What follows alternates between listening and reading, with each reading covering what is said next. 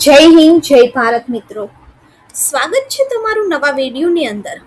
આ વિડીયો છે એની અંદર આપણે ચર્ચા કરવાના છીએ કે વર્ષ 2025 અને 26 પૂરું થવા આવ્યું છે, ત્યારે 2026 અને 27ની અંદર કઈ એવી યોજના છે કે જેની અંદર તમારા દીકરીના ભવિષ્ય માટે તમારે રોકાણ કરવું જોઈએ. તો આ વિડીયોની અંદર આપણે સુકન્યા સમૃદ્ધિ યોજનાની અંદર કયા કયા ફેરફાર થયા છે, આની અંદર શું લાભ મળવા પાત્ર છે, કેવી રીતે પૈસા જમા કરવાના છે અને પૈસા ક્યારે મળશે, એની આપણા વિડીયોની અંદર સંપૂર્ણ ચર્ચા કરવાના છીએ. એ પહેલા જો તમે ચેનલની અંદર નવા છો તો ચેનલને સબસ્ક્રાઇબ જરૂરથી કરી દેજો. મિત્રો, વાત કરીએ તો જો તમે પણ દીકરીના ભવિષ્યને સુરક્ષિત કરવા માંગો છો તો સરકારની સુકન્યા સમૃદ્ધિ યોજના એક વિશ્વસનીય અને શ્રેષ્ઠ રોકાણનો વિકલ્પ છે. આ યોજનાની અંદર માત્ર તમારે દર મહિને 1000 રૂપિયા એટલે કે વાર્ષિક 12,000 રૂપિયાની બચત કરી અને તમે 21 વર્ષની અંદર 5.5 લાખ રૂપિયા સુધીનું ફંડ તૈયાર કરી શકો છો. આ યોજના માત્ર સુરક્ષિત જ નથી, પરંતુ ટેક્સ બચત અને ઊંચા વ્યાજદરની દ્રષ્ટિએ પણ ખૂબ જ ફાયદાકારક છે. હવે સુકન્યા સમૃદ્ધિ યોજના જે છે એ બેટી બચાવો બેટી પઢાઓ અભિયાન અંતર્ગતનો એક ભાગ છે. આ યોજના કેન્દ્ર સરકારે વર્ષ 2015ની અંદર શરૂ કરી હતી, જેથી માતા પિતા તેમની દીકરીના શિક્ષણ અને લગ્નના ખર્ચ માટે સરળતાથી બચત કરી શકે. આ ખાતું ફક્ત 10 વર્ષથી ઓછી દીકરીના નામે જ આપણે ખોલાવી શકીએ છીએ. આની અંદર મહત્વની વાત એ છે કે કેટલી રકમ જમા કરવાની. તો આ યોજનાની અંદર મહત્તમ તમે ઓછામાં ઓછા 250 રૂપિયા વાર્ષિક અને વધારેમાં વધારે 1.5 લાખ રૂપિયા તમે જમા કરાવી શકો છો.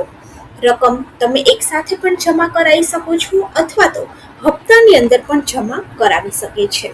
આ ખાતું દીકરી 21 વર્ષની થાય ત્યાં સુધી એક્ટિવ રહે છે, પરંતુ રોકાણ તમારે ફક્ત 15 વર્ષ સુધી કરવાનું છે. બાકીના 6 વર્ષનું જે વ્યાજ છે એ આપોઆપ આની અંદર જોડાતું રહે છે. મિત્રો, વાત કરીએ તો હાલમાં સુકન્યા સમૃદ્ધિ યોજના ઉપર સરકાર 8.2% વ્યાજ દર આપી રહી છે, જે તમામ નાની બચત યોજનાની અંદર સૌથી વધારે છે.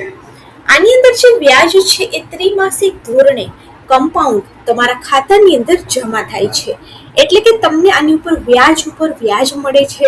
અને જો તમે દર મહિને 1000 રૂપિયા એટલે કે વાર્ષિક 12,000 રૂપિયા જમા કરો છો તો 15 વર્ષની અંદર આ રકમ છે એ 1,80,000 રૂપિયા થઈ જશે. આના ઉપર આશરે 3,74,612 રૂપિયાનું તમને વળતર મળશે. આમ દીકરી જ્યારે પણ 21 વર્ષની થશે ત્યારે તમારા હાથની અંદર કુલ 6 લાખ રૂપિયા મળશે, એટલે કે તમારે ઇન્વેસ્ટ ખાલી 2 લાખ રૂપિયા કરવાના છે, જ્યારે તમને રિટર્ન 6 લાખ રૂપિયાનું આ યોજના અંતર્ગત મળવા પાત્ર છે. મિત્રો, વાત કરીએ તો બીજી ઘણી બધી યોજનાઓ પણ ચાલે છે. જો તમારું પબ્લિક પ્રોવિઝન ફંડ કે જેને પીપીએફ ખાતું કહેવામાં આવે છે અને સુકન્યા સમૃદ્ધિ યોજનાનું અકાઉન્ટ છે, પરંતુ નાણાકીય વર્ષની અંદર તમે પૈસા જમા નથી કરાવી શક્યા, તો અકાઉન્ટને સક્રિય રાખવા માટે તમારે 31 માર્ચ 2026 સુધીની અંદર એની અંદર થોડા પૈસા જમા કરાવવા પડશે. બાકી તમારું પીપીએફ અકાઉન્ટ અથવા તો સુકન્યા સમૃદ્ધિનું તમારા જે દીકરીના નામે અકાઉન્ટ છે એ કદાચ બંધ થઈ જશે, ઇનએક્ટિવ થઈ જશે. મિત્રો, વાત કરીએ તો આની અંદર સમય પહેલા વિડ્રોલનો શું નિયમ છે, તો કે જ્યારે પણ દીકરી 18 વર્ષની થાય ત્યારે તમે એના ઉચ્ચ શિક્ષણ માટે 50% સુધીની જે રકમ છે એની અંદરથી વિડ્રો કરી શકો છો.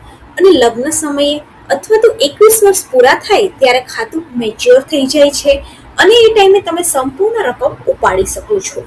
સુકન્યા સમૃદ્ધિ યોજનાની અંદરના ખાતું તમે કોઈ પણ પોસ્ટ ઓફિસમાં અથવા તો સરકારી ખાનગી બેંકની અંદર પણ ખોલાવી શકો છો. આ ખાતું ખોલવા માટે દીકરીનું જન્મનું પ્રમાણપત્ર, માતા પિતાનું આધાર કાર્ડ, પાન કાર્ડ અને સરનામાનો પુરાવો જોઈએ છે. મિત્રો, વાત કરીએ તો 31 માર્ચ સુધીની અંદર પીપીએફ, ટાઈમ ડિપોઝિટ અને સુકન્યા સ્કીમની ઘણી બધી યોજના છે કે જેની અંદર તમે રોકાણ કરી અને ટેક્સ પણ બચાવી શકો છો.